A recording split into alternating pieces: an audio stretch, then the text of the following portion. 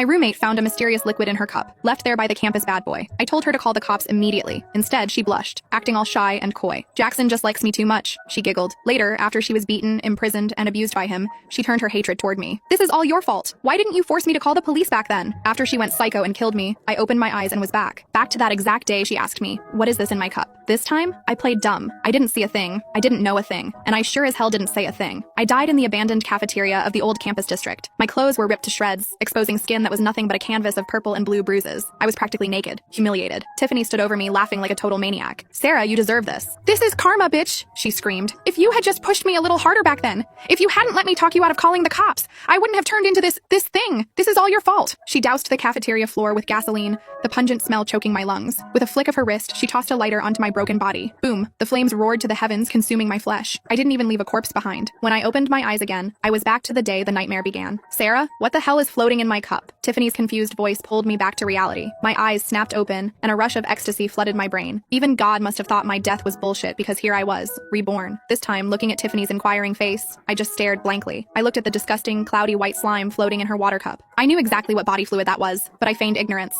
I don't know, probably just someone expanding a prank? I shrugged, looking bored. Tiffany's face turned pale. She looked around the study hall nervously. Finally, her clingy nature kicked in, and she grabbed my hand. Sarah, come with me to the security room, not pushing it. She's suddenly terrified. She wants me to hold her hand. Not in this fucking lifetime. I yanked my hand back and clutched my stomach. I put on an Oscar-worthy performance. Sorry, Tiff, I'm not feeling so hot. I can't go with you. Tiffany frowned, looking annoyed that her sidekick wasn't obeying. You were fine a second ago. How does your stomach suddenly hurt? I looked at her with innocent doe eyes. I don't know. Maybe lunch isn't sitting right. Don't worry about me. Go check the footage yourself. After I said that, I slumped onto the desk, pretending to be weak. Tiffany huffed and walked out of the study hall, looking back every 3 steps like a lost puppy. The second she was gone, I scrambled up, packed my shit, and got ready to head back to the dorm. Usually I'd wait for her. Not anymore. In this life, I'm staying out of it. I'm going to grab some popcorn and watch the psycho bitch and the psycho dick destroy each other. But less than 2 minutes later, Tiffany walked back in, beaming like she just won the lottery. Behind her trailed Jackson, walking with that arrogant swagger, looking like he owned the place. Jackson was our college's notorious bad boy, and not in the sexy way. He was unhinged. He was violent and moody. His claim to fame? He smashed a beer bottle over a faculty dean's head in the dark and got away with it completely scot-free. Why? Just because the dean suggested freshmen should do an extra hour of study hall. Because of that legendary act,